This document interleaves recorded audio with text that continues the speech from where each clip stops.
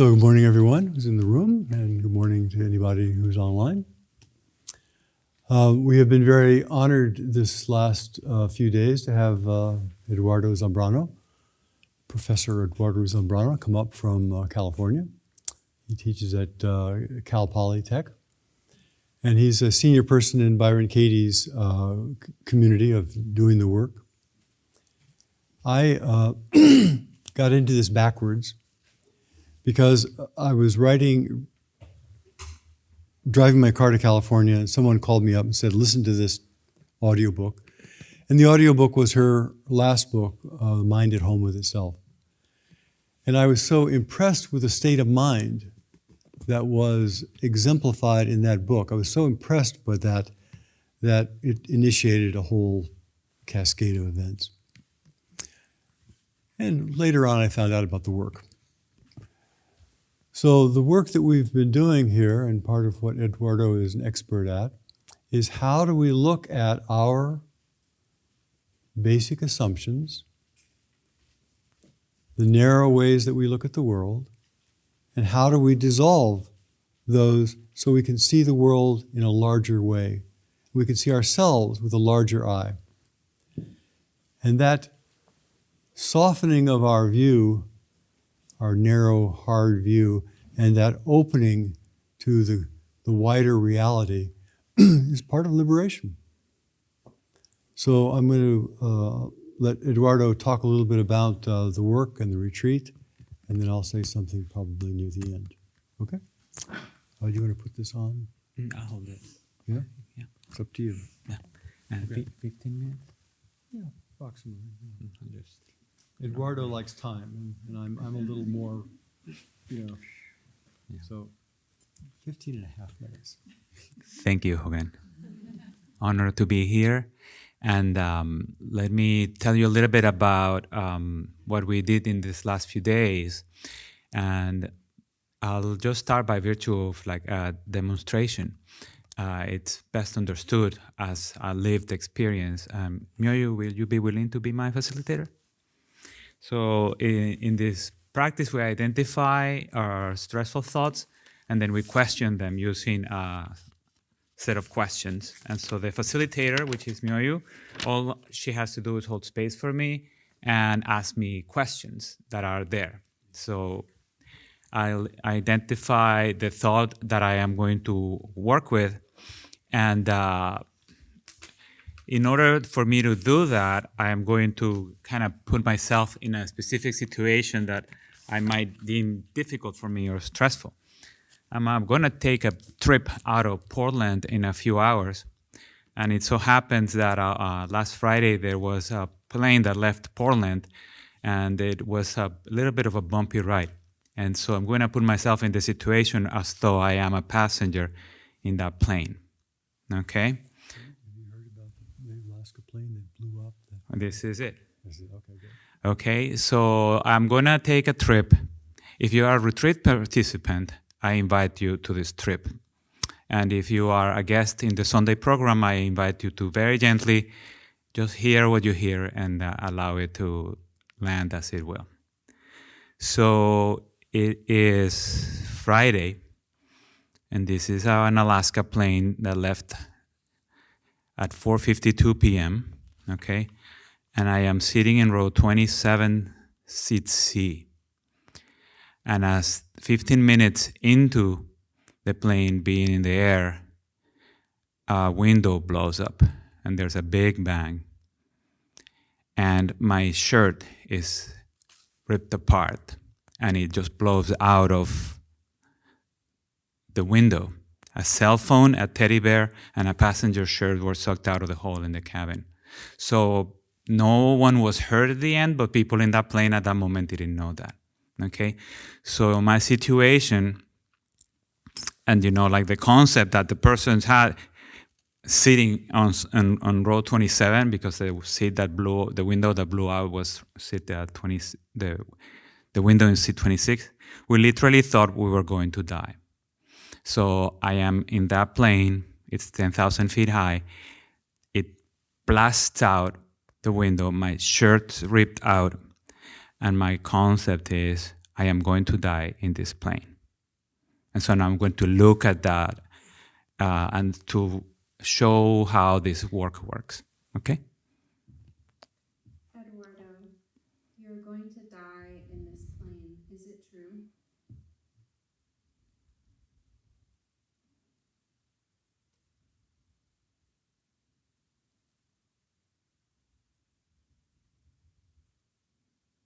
No.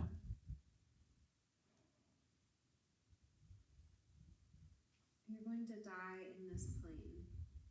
How do you react? What happens when you believe that thought? When I believe this thought, and it's roaring and it's cold, and I see the hole in the plane window, I panic, I curse, my heart races, I blame myself for getting on that plane, I'm nervous, I tighten up like I feel a tightness in my shoulders and in my stomach. My mouth gets pasty and I feel pain on my throat. It's like a pain that goes from the bottom kind of towards the top.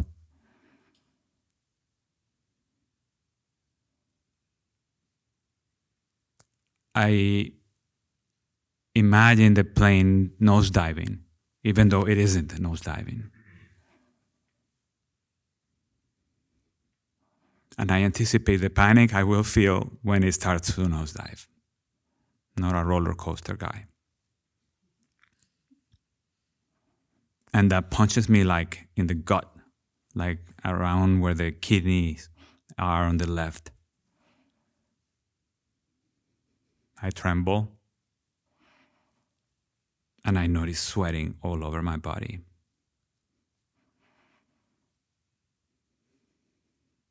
I'm angry with God. I bargain with God. It's like, why me? Fix this. I mean, you know me, I'm a nice guy, you know. I deserve better. So I start bargaining with the world and I lose track of the plane is moving and it's just a little colder than it was a few moments ago. And there's more of an outside view. Mm-hmm. I'm going to die on this plane. Who or what would you be without that thought?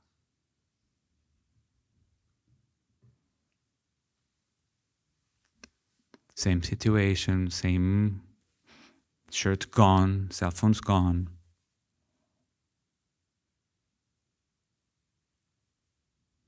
Teddy bear's gone.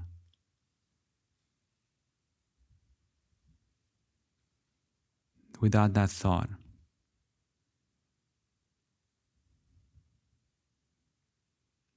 I notice I'm still living.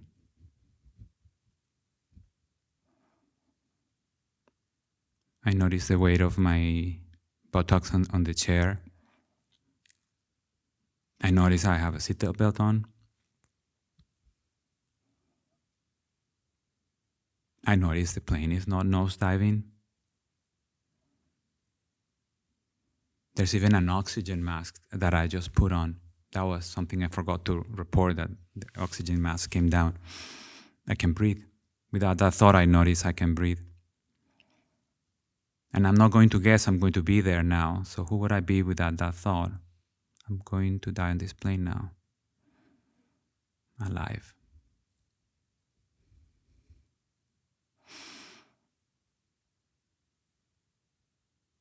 No, and even if I don't live the next moment, I'm alive in this moment. And that's enough in this moment. And that's very sweet.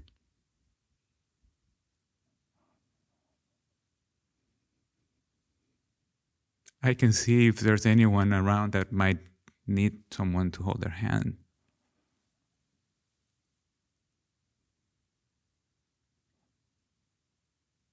Okay? I'm going to die on this plane. Can you turn the thought around? I'm going to live on this plane. And that's truer. And what I reported answering, who would I be without that thought, kind of lets me know. And I can rest in that experience of I'm going to live on that plane. Like without my story of the future, where's the problem? It's a little colder than before. Well, I've been cold before.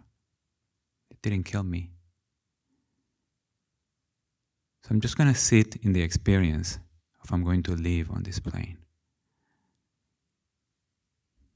As I shiver a little.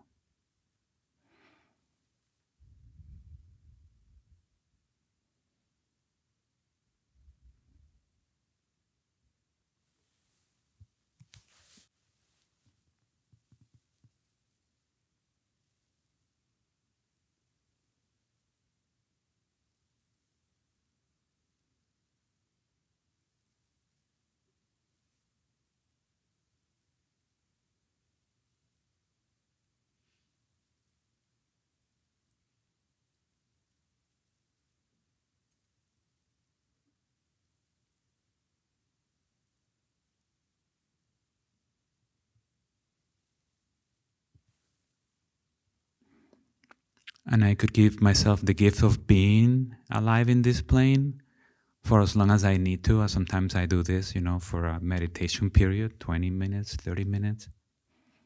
Or lie down in the grass somewhere and just rest in the experience of having witnessed how mind works, how it creates its own suffering, and how it can go back where it came from with a little help from some structure that's provided by the questions.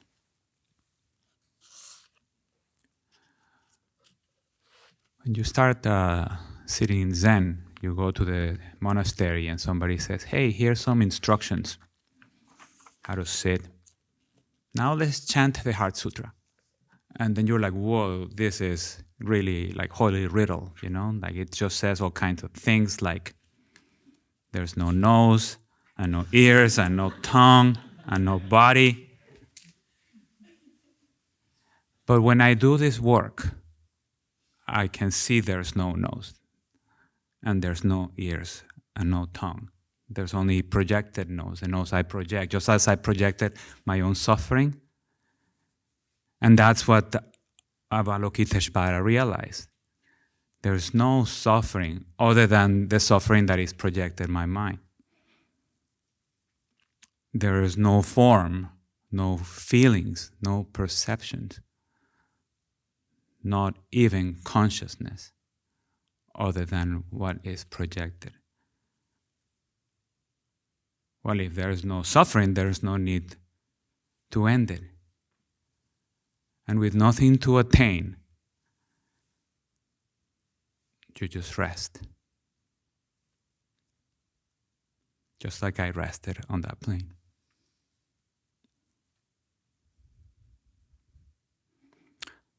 So that's how this work works. You connect with your inner world as this inner world is revealed to you through the world that you live in. Like the myriad projections become the gift. Samsara is nirvana. It's not a step to nirvana. It's not the prelude to nirvana. It is nirvana. And this work makes it apparent to me, and that's why I do it alongside Zazen.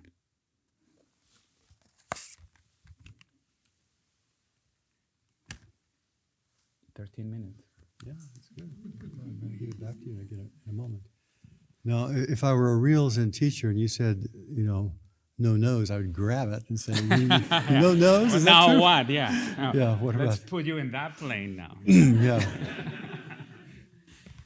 Exactly. All these things have to be reified. So, liberation from all obstructions is part of what practice is about. How do we find freedom even in the midst of tragedy, even in the midst of difficult times? Even when we don't feel well, how do we find freedom? And so this is one of the ways that Eduardo is has been offering us is how do we look at what's going on and find freedom within it? So, you are feeling miserable and you ask yourself, I'm feeling miserable, and you say, is it true? And then you do a scan of the body. You say, well, my feet aren't, my knees aren't, my legs aren't, my back isn't, my chest isn't, what is feeling miserable? Well, my nose feels miserable. And we discover that even in the midst of difficulties, there's lots of non-difficulties. And it's part of practice. I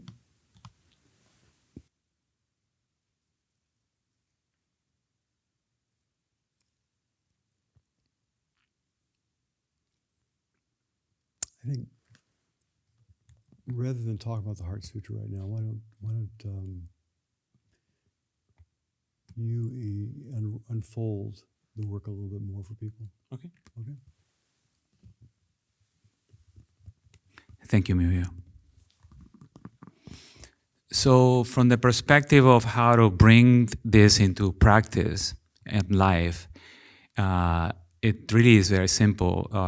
You need pencil and paper so that you can write down any thoughts you have that might be stressful. And you know when you have them because you're stressed. At that moment of stress, you're like, what am I thinking and believing? And the stress can be any form of discomfort, like you feel low. Then write down your thoughts when you feel low, or you feel agitated, restless, angry, impatient, weak, anything that might be any deviation from ease, from mind at ease, is a mind that can actually say, well, what's the content of mind now? So that's the first step, writing down your thoughts. And we have a specific gadget that we use to writing down our thoughts, a form called the Judge Your Neighbor worksheet. And the invitation is to write down the thoughts you have about this world apparently out there that seems to be causing so much suffering in here. So that's the first step, to identify the thoughts and in a piece of paper. It's very important to write them down.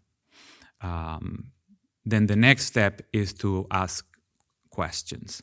And the spirit of inquiry, like you might be convinced you're going to die on that plane, but that doesn't make it so. It hasn't happened yet. So that's the first step, is to come up with a spirit of, might I be wrong about what I'm so certain about?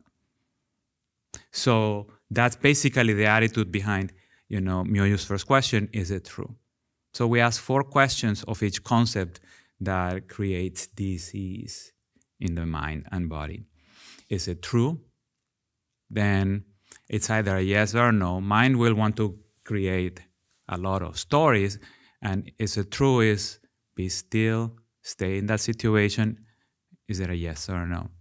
If the answer is yes, you go to question 2. Can you absolutely know that that's true? And that's a yes or a no. And then you go to question 3. What world's created when you believe that thought? How do you react? And we focus on how does it hit you in the body, what physical and emotional reactions you have when you believe the thought. Whatever it is, I'm going to die on this plane, or he doesn't love me anymore, and I need you to approve of me. Whatever it is, how do you react when you believe that thought? That's question 3. You notice, how do you treat yourself and others? What images of past and future come when you believe that thought? And what emotions? Those are the kind of the main themes. See, hear, feel. What do you see in the mind when you believe that thought? What do you feel in the body when you believe that thought? What other thoughts arise when you believe that thought? So this is question 3. And then we go to question 4 as well. Same situation. Don't change that. Reality is what it is. But who would you be in that reality without that thought? And then you sit still. And it is a weird question. And you just are open to the answer, whatever it might be. And usually it's like you just get to see something about reality that you had been missing. Like the reality of non-suffering that is ever present. Like I'm alive then, and I was missing it. So that's inefficient at the very least. So question 4 is who or what would I be?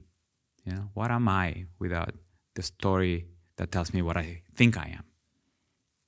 So then we look for opposites. Could it be that the opposite of what I thought to be true is as true or truer? Like I found it to be truer, I am going to live in this plane. At least in that moment in time, maybe a few moments later, I'm dead, but that's not now. Now I'm alive. Good to know. Really good to know. And as far as kind of how this works, there are two pieces. The piece where you can free yourself from suffering then, but there's also training the mind in understanding itself. The mind gets to see, oh, when I believe my thoughts, I suffer, and when I don't believe them, I don't. So it's not the plane that's causing the suffering. So it has to be something else. I'm not superstitious. It's because without the thoughts, I don't suffer. So it can't be the plane. It can't be the cancer. It can't be the president. It can't be the former president. So what is it? I put it on paper. I question it. The turnarounds, it's a way of exploring the opposite of what I thought to be true. If you find genuine examples of the opposite, it becomes harder to continue to believe the thought that causes suffering because you have examples of the opposite. The identification with thinking weakens with time. It doesn't happen necessarily in an instant. It becomes a practice. And life shows you what to work on next, where to flex the muscle of inquiry next. Okay. Comments, questions, insights, advice? We can keep talking and talking. So, but it's more interesting if John says something. I'm not sure about that. I was exploring a briefer version of the work in this most recent Zazen period. And I had a thought, which I'll sort of paraphrase or change slightly, but it was something along the lines of like, I want ice cream. Some very simple desire that I want. That also doesn't feel inherently wrong or incorrect or like, you know, like, is it true? Yes. Is it absolutely some truth? No, but there are elements of it. It's like, yeah, who doesn't want ice cream, right?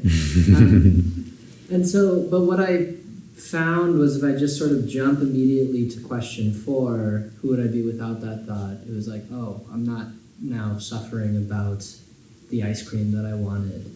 And so I guess my question is like, you know, I kind of just skipped to question 4 because that was this sort of like instantaneous relief. Am I missing out on juice or content or like its ability to sink deeper by not moving through more of the work and just sort of immediately going to this thing that I know is helpful?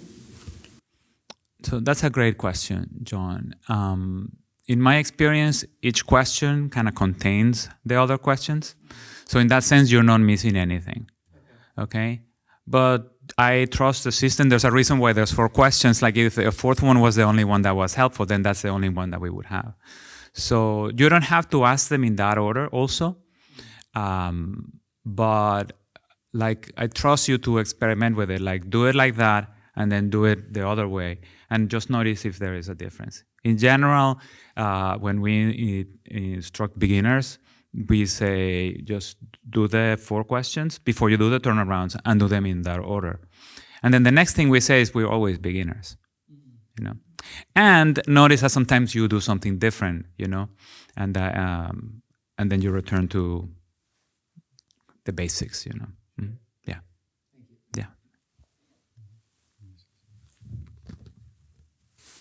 So I find it very interesting when people have an interaction with someone else.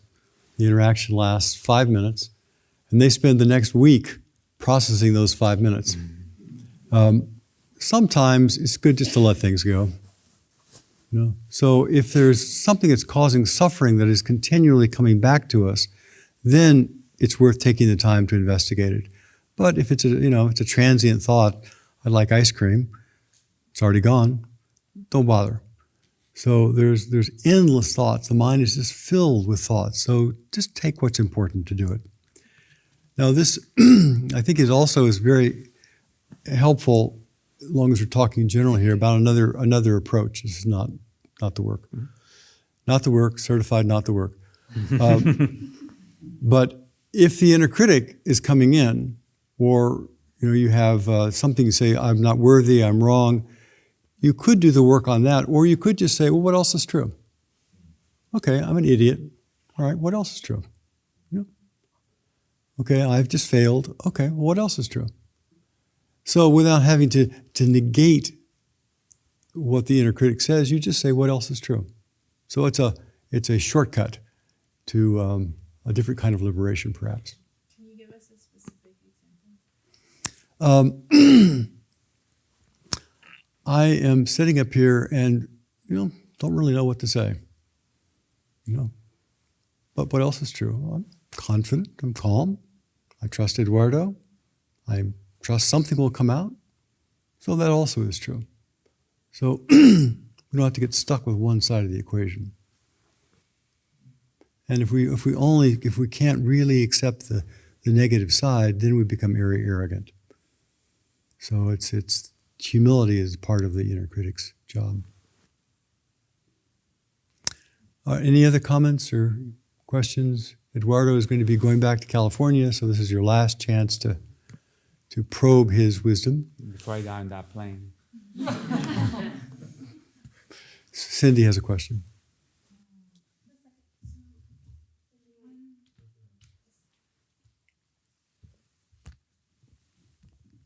I think if I'm understanding it correctly, when the inner critic comes up and pops in and does something negative, we could actually externalize that by having it become a topic on the worksheet.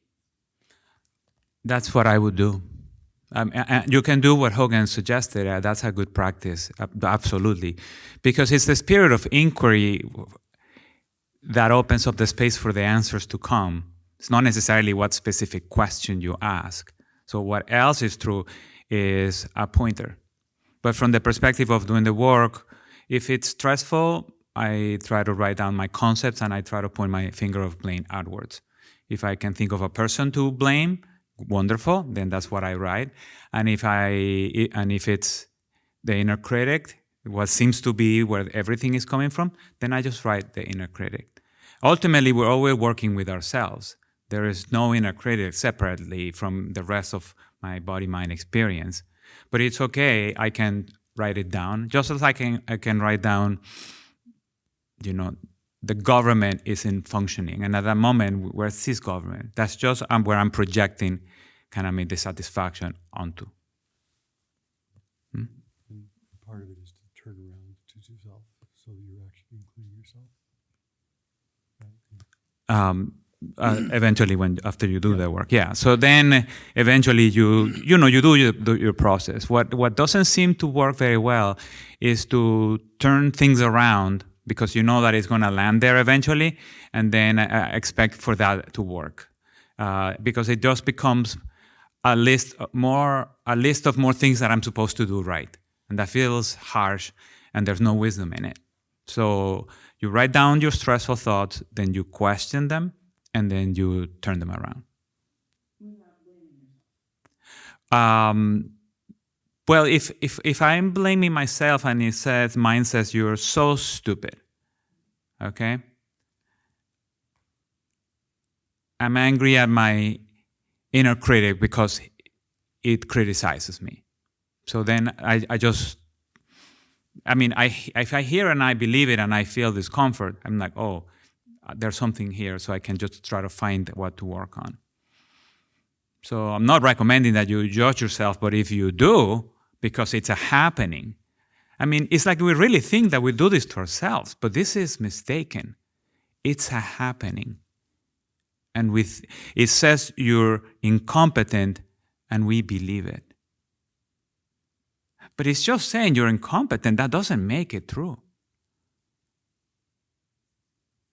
It's like it's raining, So it's like my thoughts are saying I'm stupid. That's one way to Yeah, and it's not even my thought. Thinking is saying you're stupid, and that's not my thinking. That's just a happening. It's thinking, and then one of the thoughts is too fat, and you attach to it, and you're like, oh, I'm too fat. I feel horrible. But that doesn't make it true just because you thought it. This is what this work makes apparent. But this cannot be understood intellectually. You really have to be with it. One with karma. How do you react when you believe the thought, I'm too fat? Allow the inner critic to have its voice, because guess what? It doesn't ask for your permission. Here it comes. So, reality is however it looks like, and sometimes it's that. And a very powerful practice also is just to say, you know what, just drop it. This is a Bob Newhart deep insight from YouTube video. You can look it up. But yeah, you can just drop it. But that sometimes feels like too steep. I can't do it. So then this is gentle. This is paint by numbers. Just drop it. Yeah. Mm-hmm. Yes, back there, Alex. I think I can speak about it. There are people online, and you're speaking for the people online. So Hogen, you said something interesting, that the inner critic's job, or humility is the inner critic's job. Okay, so I'm now talking as a person of practice and not as a representative of the voice dialogue, which I admire. In this universe, everything's included. Everything has a place.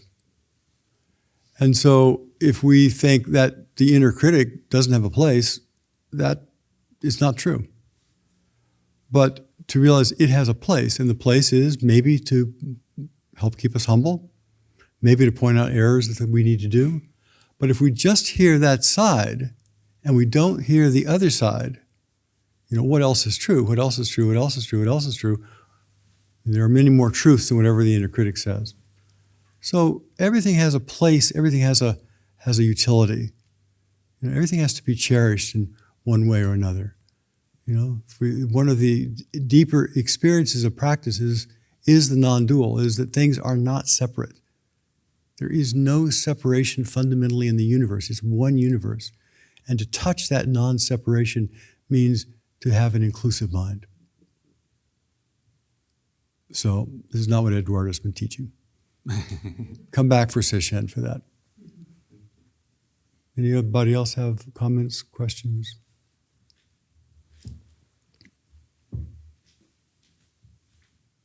I'll add, I think at some point you stop calling it the inner critic.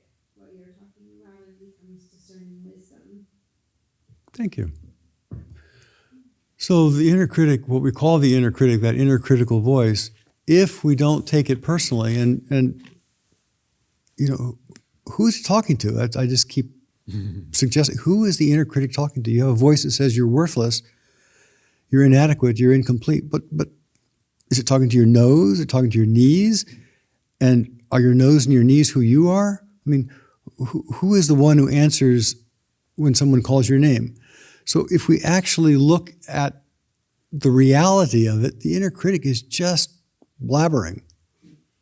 It has no recipient except more thoughts.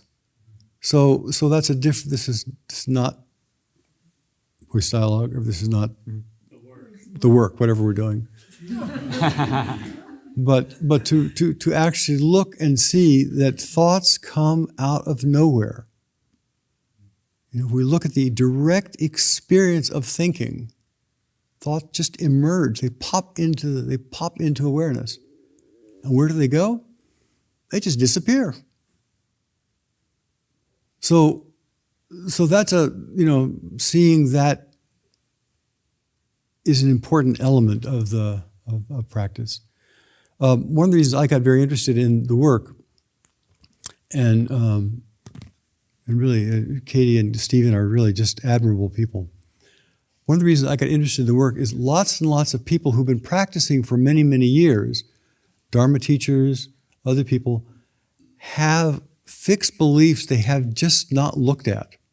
Because if you're sitting calmly, you're not looking so deeply at the nature of mind, you're just resting, you're feeling comfortable and ease, there are fixed beliefs in there that you haven't actually discovered and haven't actually melted. So I think that this is a really good adjunct to the kind of the nature of the non-inclusive mind. If you truly see the non-inclusive mind, things dissolve. But if you think you see it, it doesn't work. Yeah, Mr. B and then Anne.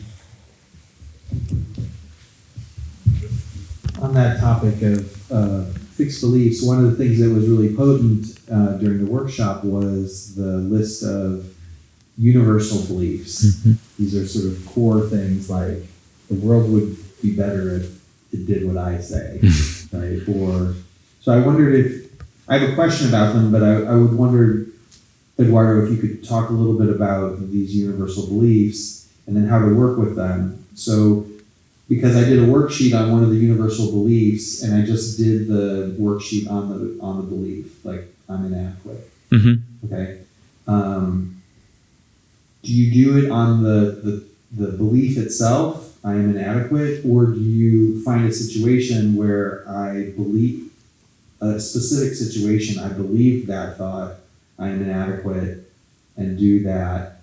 And how many times do you do it? Mm-hmm. Just do it once on that situation, or can you talk a little bit about this? Because this is not a small thing like ice cream Yeah. but a deep thing. So it's kind of off of what Hogen was talking about, these really deeply held things that cause us trouble. Yeah, so thank you, Bansho. That's a really good question. As you can try it both ways, and what I mean by that is you can try saying I'm inadequate and then just do the answer from the general perspective and see what perspective it lands.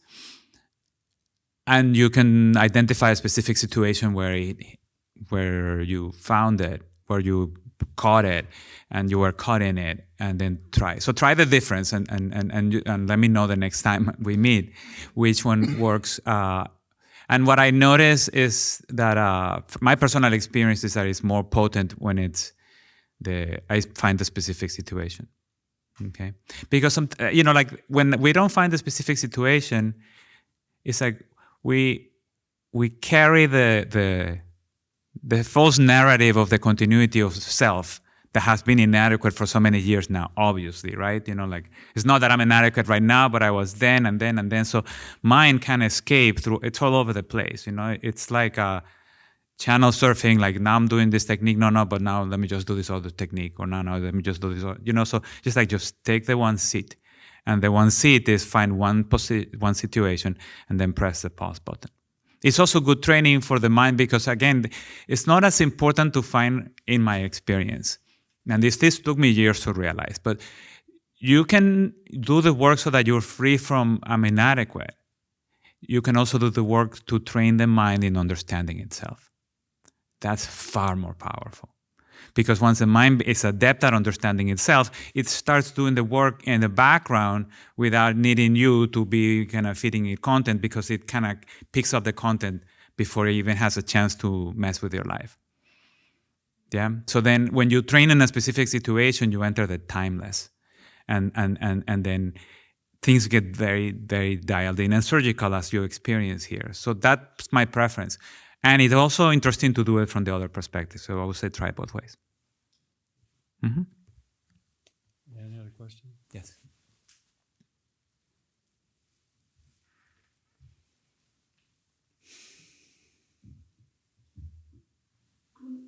Eduardo, you talked about the inner critic and referred to it as comforting an infant or a child. Did I get that correct? It's the voice of God. Okay. It's the beloved. It's the destitute. Why would I push away the one that is crying for attention and help? The inner critic. The inner critic, yeah. Okay. Thank you. I mean, and let me just say more. We're projecting our inadequacy onto that. But that's just us. So these are just methods for opening to love. And love does not reject anything, not even its most harshest criticisms, not even the source of them, whatever that might be. be it good or bad, whatever that might be. So just trust.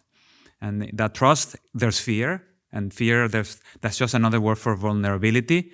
And so then you're just like, you're just like a butterfly coming out of this cocoon, Just give it time,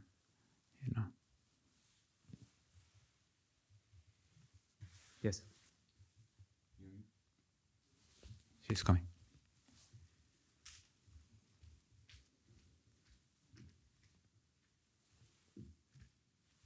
My question has to do with the questions. Mhm. The, The 4 questions? questions. So all these questions are based on reliving the moment that you first experienced this. Okay. Inquiring into, is it true in a moment in time? Yeah. Uh-huh. So the first question, is it true? Mm-hmm. You're right there at that moment, Mm-hmm. and that's the first answer you have, yes or no. Yes. Second question, give me the second question is, Can you absolutely know that it's true? okay, now I have a little perspective from that first answer to the second answer, to the second question. Now I'm now reflecting a little bit, and I'm not fully at the moment of my first, being at the instant of that realization that this was a stressful Mm-hmm. thing. Well, you're already a different person after having asked the question, is it true? Whatever your answer was, you're a different person, and that's the opening. You're kind of like not dancing with the impermanence of it without resisting it. Okay, so 3 and 4, same thing. You have more time to reflect and so forth. Yeah, and again, it's a visceral time to reflect, right? Like, this is not like here I am, kind of like deliberating on it, but there's an experiential unclenching. Yeah, yeah. One last opportunity. Going once, going twice. Thank you all very much. Thank you.